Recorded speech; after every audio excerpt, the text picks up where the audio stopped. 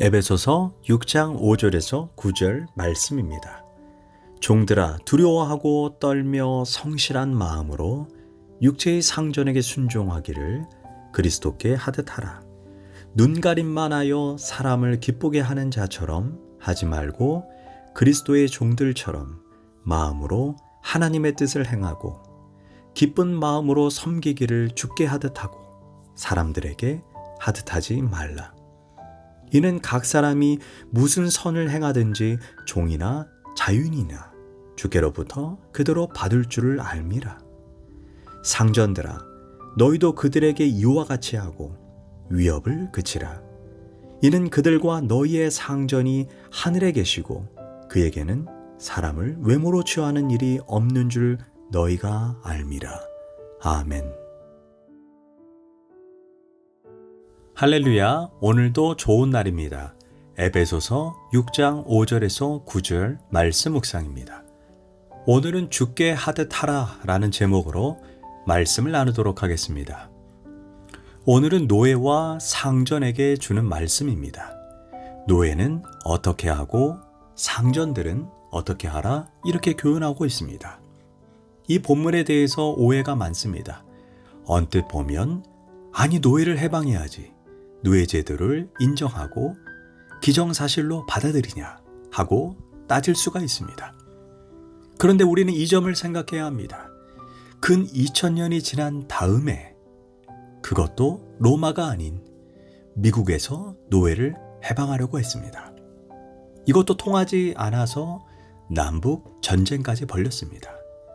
수많은 사람이 희생되고 그리고 나서야 비로소 노예 해방이 이루어졌습니다. 그러나 법적으로 제도적으로 이루어졌지만 여전히 지금도 노예에 대한 문제, 인종차별에 대한 문제는 백인과 흑인의 갈등은 사실 계속 지속되고 있습니다. 사실 제도가 바뀐다고 근본적인 문제가 해결되는 것은 아닙니다. 진짜 문제는 그것을 주관하는 사람이요, 그 사람의 생각, 그 사람의 심령, 그 사람의 마음의 태도입니다. 그것이 바뀌어야 되는 것입니다. 그런 거로 성경은 제도 그 자체에는 별로 관심이 없습니다. 다만 이 제도 앞에 우리가 어떤 마음의 태도로 살아갈 것이냐, 그것을 말합니다. 종이 되느냐, 상전이 되느냐, 그것은 중요하지가 않습니다.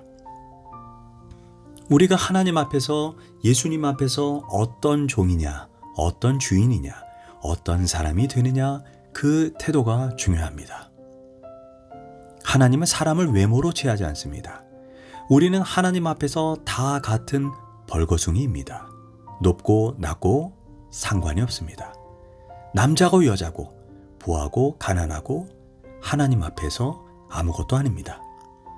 다만 많은 것을 가졌으면 그만큼 사명이 큰 것입니다.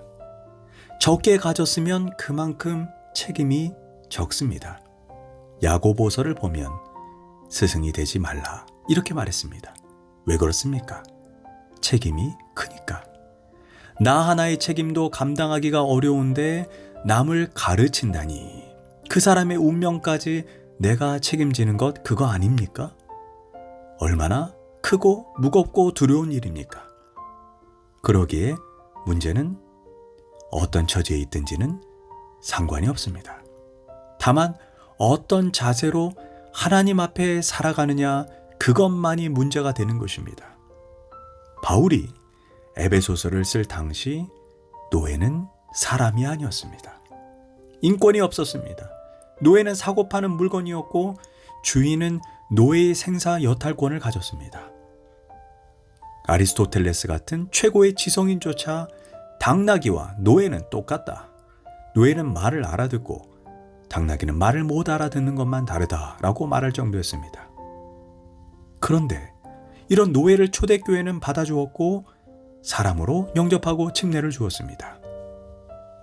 그 당시 로마 사회에서 주인과 종이 한자리에서 예배드리고 하나님의 동등한 자녀로 대우했다는 것은 놀라운 일입니다. 사실 대로마 제국을 복음화하는데 노예가 아주 큰 공로를 세웠습니다.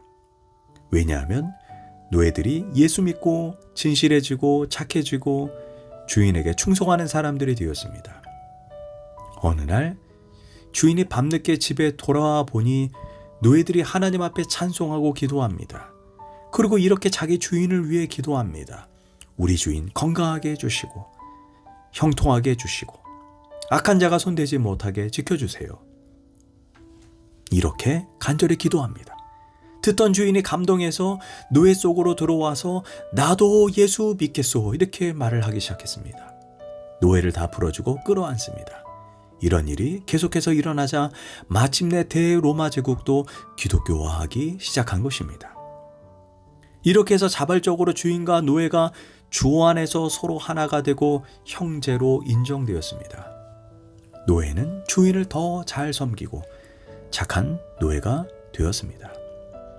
그런데 문제가 생깁니다. 교회에 가서 평등하게 되다 보니 개 중에는 예수 믿는 주인이 아니 왜 저 모양이냐 하고 충성할 것은 생각지 않고 주인을 비판하는 사람도 생기게 됩니다. 이처럼 신앙을 빌미로 저 사람 예수 믿는 주인이니까 내가 잘못해도 참아주겠지. 그리고 불충성하고 본분을 잊어버리는 것입니다. 이에 교회 나오는 노예 보고 바울이 하는 말씀입니다. 5절입니다. 종들아 두려워하고 떨며 성실한 마음으로 육체의 상전에게 순종하기를 그리스도께 하듯 하라. 여기에서 바울은 첫 번째 이렇게 말합니다. 5절입니다. 두려워하고 했습니다. 다른 노예들도 물론 두려워합니다. 왜냐? 때리니까, 죽이니까 아주 무섭습니다. 그런데 예수 믿는 노예는 교회 가서 주인하고 같이 지냈습니다. 그러면 예수 믿는 노예가 집에 가서 주인을 두려워하지 않아야 되겠습니까?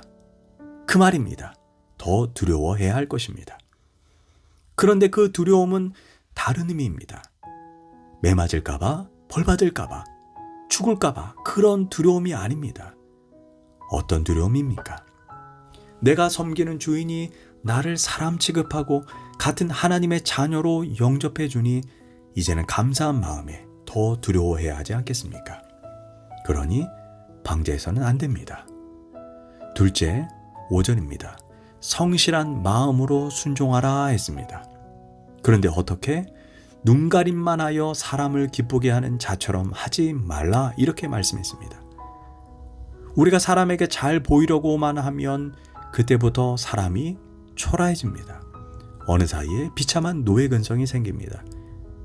누가 보든 안 보든 상을 주든 말든 나는 하나님 앞에서 성실하게 충성하는 자다. 그 마음이 있어야 사람의 종이 아니라 그리스도의 종이 되는 것입니다. 셋째로 7절 기쁜 마음으로 섬기기를 주께 하듯 하고 그런데 사실 노예냐 아니냐 이게 중요한 것이 아닙니다. 내가 무슨 일을 하든지 억지로 하면 나는 노예입니다. 내가 부엌에서 일하는 거 기쁜 마음으로 가족을 사랑하는 마음으로 하면 자유인이지만 반대로 어쩌다가 난 여자로 태어나서 밤낮 음식하고 시장 바구니만 들고 다니는가? 나는 왜 밤낮 애만 보는가? 이게 무슨 팔자냐? 이러면 그 순간 노예가 되는 것입니다. 반대로 남자도 어쩌다가 내가 결혼해서 밤낮 일해서 식구 벌어먹이는 기계냐? 이것은 완전히 노예다 하면 그 사람은 그때부터 노예입니다. 이런 아내, 이런 남편이 함께 살면 노예끼리 사는 것입니다. 그런데 이제 그런 마음으로 살지 말라는 것입니다. 주님의 일을 하든 아니 무슨 일을 하든 기쁜 마음으로 자원하는 마음으로 감사하는 마음으로 주께 하듯 하라 이런 말씀입니다. 마더 테레사가 이런 말을 했습니다. 내가 나병 환자들의 몸을 만지고 악취 풍기는 사람의 몸을 만질 때에 예수님의 몸, 그분의 몸을 만진다는 확신이 없다면 절대로 나는 일을 하지 못할 것이다. 이런 고백을 했습니다. 무슨 말입니까? 내가 문둥병자를 만질 때 문둥병자를 만지는 것이 아니라 그리스도를 만지는 꼭 그 마음으로 만진다는 것입니다. 이 말인즉 우리가 가난한 사람들을 섬길 때 지금 이들이 예수님 같다고 여기면서 섬겨서는 안 되는 것입니다. 우리는 그 사람들이 예수님 같기 때문이 아니라 예수님이기 때문에 섬겨야 한다는 것입니다. 이 마음이 바울이 말하는 죽게 하듯입니다. 특별히 가난한 사람, 어려운 사람을 대할 때 그리스도를 대하듯 대하라는 것입니다. 그래서 오늘 본문 8절은 이렇게 말씀합니다. 주께로부터 그대로 받을 줄을 알미라. 상전이 됐건 종이 됐건 무슨 선을 행하든지 우리가 기쁜 마음으로 주님을 섬기는 그런 마음으로 행한다면 주께 고스란히 그대로 받게 된다는 것입니다. 다시 말해 상전이 있다면 주께 하듯 할 것이요, 아랫사람이 있어도 주께 하듯 할 것이요, 불쌍한 사람이 있으면 주께 하듯 그렇게 되어라는 것입니다. 이것이 그리스도인의 모습이고 그리스도인의 마음입니다.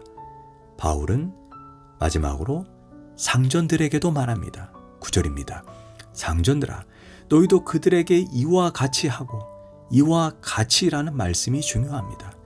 이는 상전도 종을 대할 때 주께 하듯 하라는 것입니다. 주님을 생각하고 종을 대하라는 것입니다. 그리고 덧붙여서 이제는 위협을 그치라 이렇게 말씀합니다. 주인이라고 해서 위협하지 말라는 것입니다. 그 다음에 너희도 하늘에 상전이 있음을 잊지 말라 이렇게 말씀했습니다. 너가 상전이라고 생각하나? 너 위에 진짜 상전이 있다는 것을 잊지 말라는 것입니다. 너가 마음대로 할 수 있다 생각하지만 어린 반프런치도 없다는 것입니다. 너 위에 또 상전이 있다. 너도 심판의 대상이다. 그것을 알라는 것입니다. 하나님은 사람을 외모로 취하지 않습니다. 상전이라고 특별하게 봐주지 않고 종이라고 천하게 보시지도 않습니다. 우리는 하나님 앞에 모두 똑같다는 것을 잊지 말아야 합니다. 기도하겠습니다. 하나님, 주인이든 종이든 우리는 하나님 앞에 모두 청직이요 종이라는 사실을 잊지 않게 하시고 이제부터 사랑으로, 섬김으로, 충성으로, 진실함으로, 인격적으로 우리가 사람을 대하게 하소서. 예수님의 이름으로 기도합니다. 아멘.